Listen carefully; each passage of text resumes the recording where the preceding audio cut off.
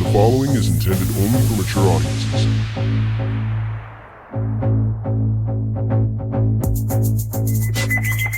Open your ears and lube up your butthole. It's time for the What Do We Call It podcast.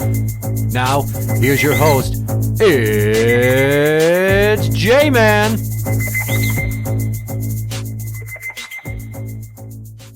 Welcome to the What Do We Call It podcast. I'm Jmann. This is Steiny.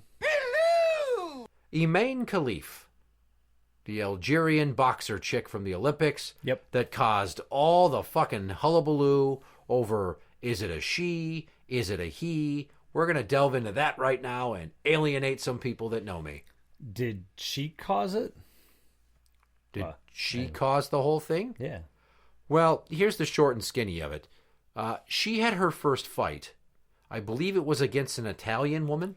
In this Olympics, you're saying? Because Yes. she competed like last year in some other boxing championships and stuff like that. Yeah. Yep. Yeah. Okay. Okay, so her first fight of the 2024 Paris Summer Olympics, she punched her opponent in the face, and the other woman went, no.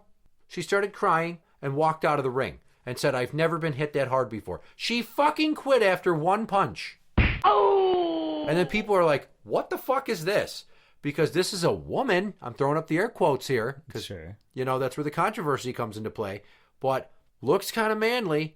Hits that fucking hard. She makes another woman that's used to getting punched in the face cry and walk away. Right? There's no crying in women's boxing. Maybe there is. No, I'm quoting Tom Hanks in A League of Their Own, basically. But yeah. So then everybody's like, what the fuck is up with this shit? Now I'm just going to explain that she looks Arab. Mm-hmm. She has Adam's apple pronounced. To me, I was like, what the fuck? And then I didn't hear the voice, but overall, just the skin did not look very feminine. And the biceps were, you know, bigger than they probably should have been on a chick, even one who throws 8-ounce gloves all the fucking time.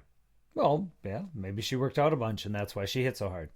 Anyway. So then the internet's like, well, here's the deal. There was a test that was taken, and it was administered by the IBA.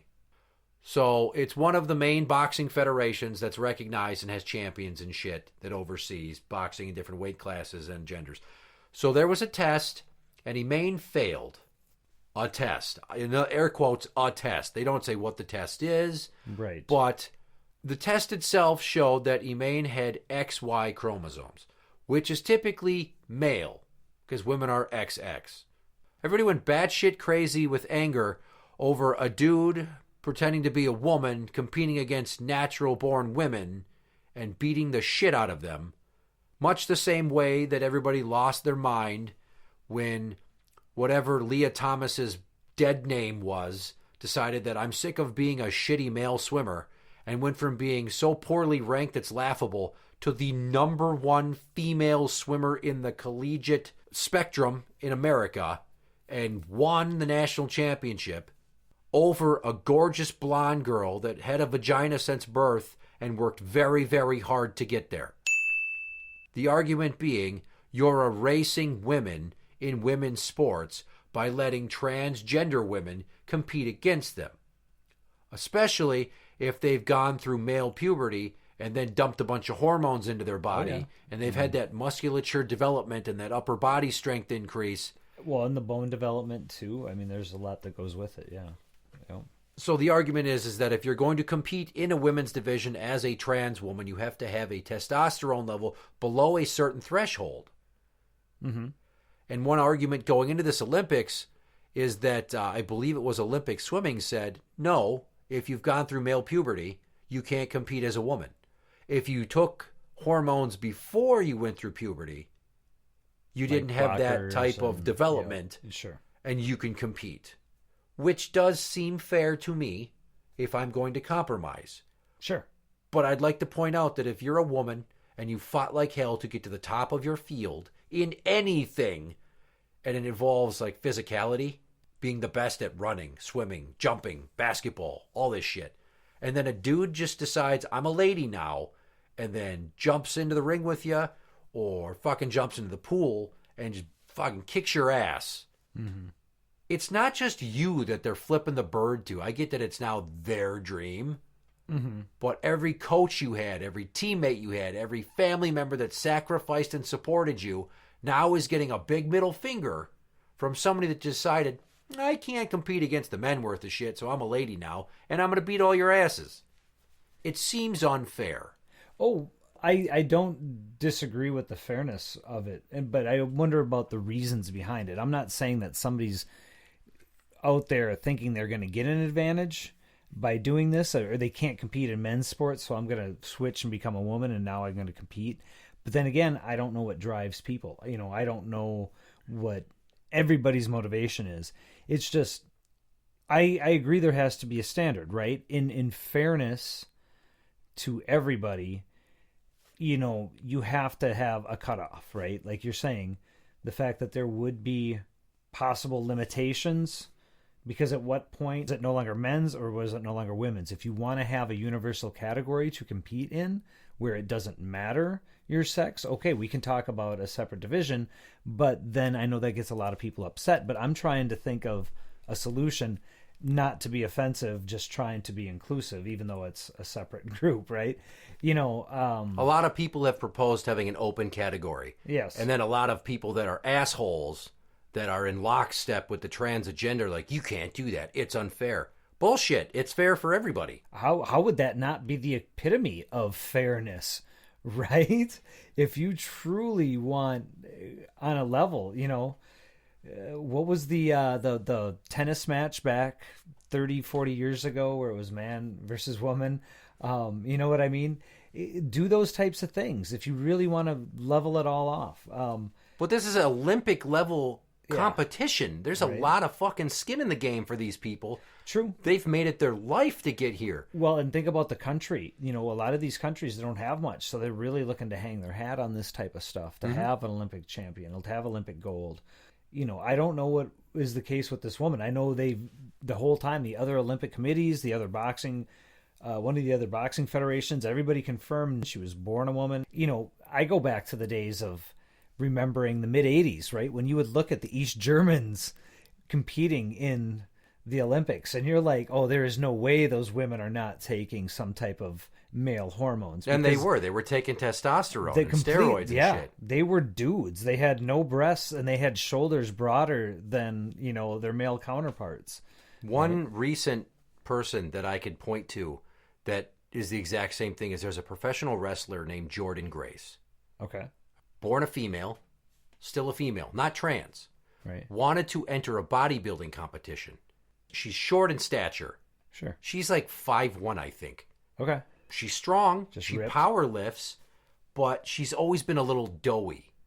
She lost so much body fat, and then she started bulking up. And I mean, her facial shape changed, and her voice got deeper. Kind of like China back in the day. Yes. Yeah. And the best thing I could do is show you a picture of Jordan Grace real quick. Okay. And before you see it, I'm just going to say that Jordan Grace, after the competition, the months and months of preparation where it's assumed that she was abusing anabolic steroids, she looked like fucking Shao Kahn from Mortal Kombat in the face. Oh. Yeah. Jordan Grace before and after. Okay. Here's a good one. See her there? Okay. She looks kind of girl next door. Yeah. And they've kind of zazzed her up with hair and makeup in this one. Oh, yeah. But look at the difference. Doctored, yeah. I mean, holy fucking shit. She doesn't really have tits anymore. She has pecs. Yeah. She has such vascularity in her fucking arms that it's like, holy Christ. Yeah, dude, those forearms are cords. Yeah. Here's a fucking another one. Look at this shit. And it's funny because now that the competition is behind her, she's like, well, now I can put some body fat back on because I don't have to be so sinewy and stuff. Well, It's like, it wasn't your low body fat, Jordan. Your low body fat helped your muscles and your veins pop. But you don't fucking go through this transformation in a matter of months without being on the gas. Right. But we're so far down the rabbit hole now. Let's get back to Imane Khelif. The IBA gives a test. That test is failed. Nobody talked about if it was checking for testosterone or what the fuck. Right. That's the IBA, who used to be in charge of boxing in the Olympics, but there was some sort of schism.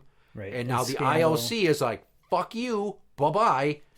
And now the IOC is in charge of all of it, and they have a very woke mentality where now if you want to be in the Olympics, the only way they determine your gender is by what is on your fucking passport. Oh, that seems a little loose. Right. So somebody could fully transition, right?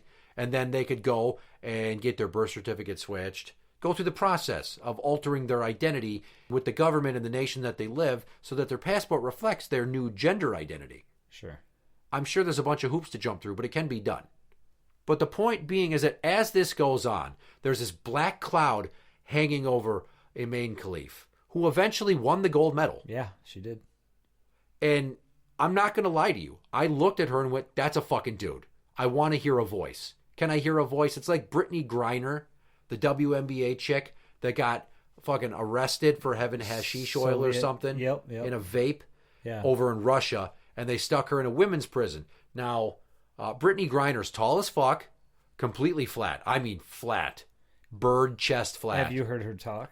That voice is a dude's voice. I heard her on NPR basically talking about her experience and coming back and how emotional she got. And if they hadn't mentioned that they were talking to Brittany Griner, I had a tough time without knowing it was her, thinking it was not a dude. Yeah. Yeah, and it's unfortunate because there's a video of Brittany Griner around the pool with her wife and some friends shooting hoops into the pool basketball hoop. Sure. They have one of those. Yeah. And it's the voice, but topless, completely topless, and it looks like a very skinny male body. Okay. And the Adam's apple's pronounced also. Okay. And you look at that face and just something about the jaw structure. It could totally be a chick, but if Brittany Griner was born a woman and is a woman, 100% woman, I have to imagine that she has a baby carrot for a clitoris, and it's very confusing. It could be another person like Imane Khelif, and I'm going to throw a term out here, DSD, differences in sexual development. Right. Okay, that's where I was trying to eventually go with a lot of this, that there are a lot of people that are on a spectrum in between. And they used to call some of them morphodites. It didn't used to necessarily be so pejorative, but there's the XXY phenomenon. Mm-hmm. Or some women could be born XY, like Imane Khelif, and fully developed as a female. We don't know, because here's what's odd to me. Do you remember getting a physical when you were going into high school? Oh, yeah. They check you for a hernia? Playing sports throughout the years, yeah, I had to get them. Yep. Okay. Turn your head and cough. Yeah. So a doctor makes you drop your drawers and sees your junk. Peekaboo!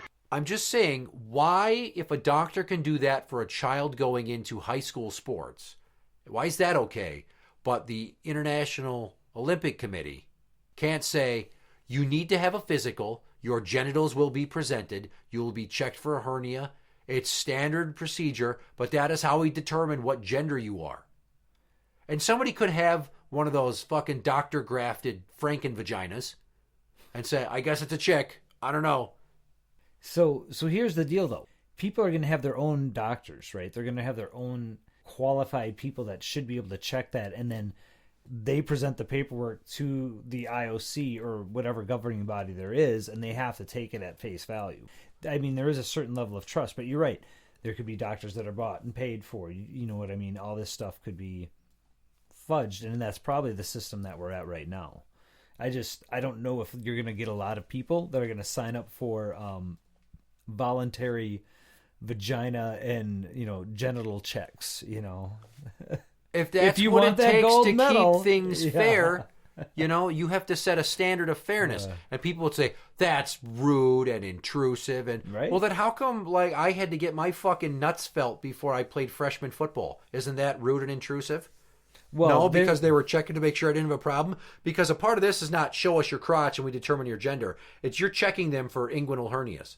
Okay, you have to get a physical, and upon the physical, it's determined what your gender is based upon what is witnessed. That is both clinical and fair. It's not like, lift them up, let's see what you got. I'm not saying everybody has to flash their fucking downstairs, but it just, to go off of only your passport, that's like going to a bar and they're just like, yeah, whatever, okay, you're 21 with your shoddy McLovin fake ID. Right, yeah. Anybody could doctor that shit. Passports can be doctored. Heck, watch any, spy or Bond movie, right? They make it look a lot easier than it is, but it can be done. Hopefully the people that are trained at the borders and the airports internationally can spot that shit, but I have to believe at least one or two slipped through the cracks. Well, and isn't that kind of the whole thing with Europe and kind of the European Union is supposed to be free moving between borders and across? Yeah, kind of like how we have Real ID here in the States and you can go to United States territories without a passport.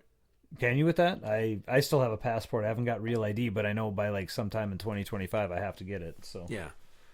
Another part of why this thing went on for so long and it was so frustrating is because everyone's just like, take it for what it is. That's a woman. That's a woman. Just accept that it's a woman. And it wasn't like the IOC saying it as much as it was all these fucking media mouthpieces that were trying to fucking shame people for questioning.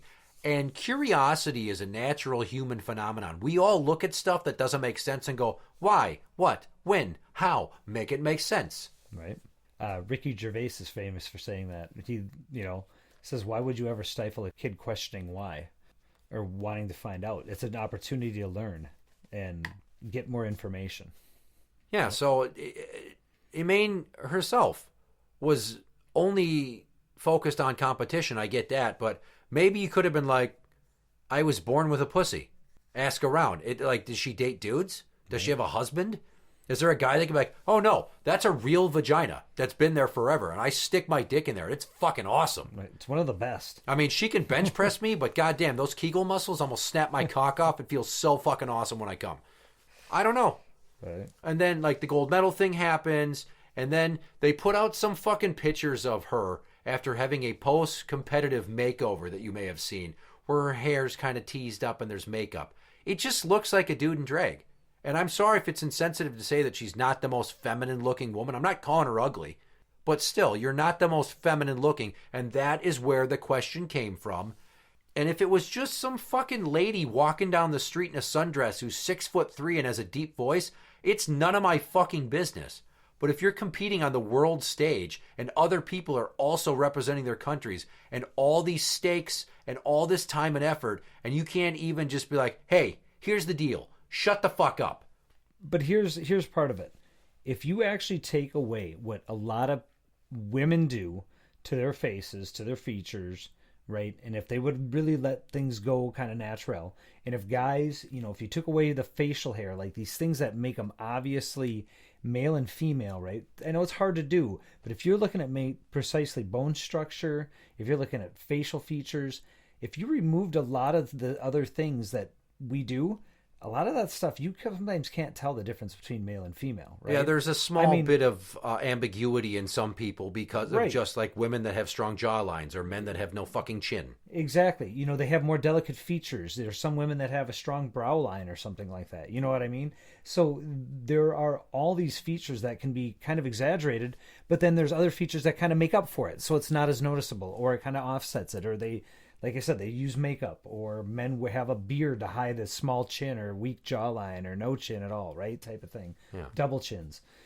So it's interesting that we get so hung up on being able to think we can just tell, that's a woman, that's a dude, there's no way type of thing. And you want to see creepy pictures, look at ones on the internet of celebrities as other genders, right? There are some that look really good as other genders because they have those types of faces.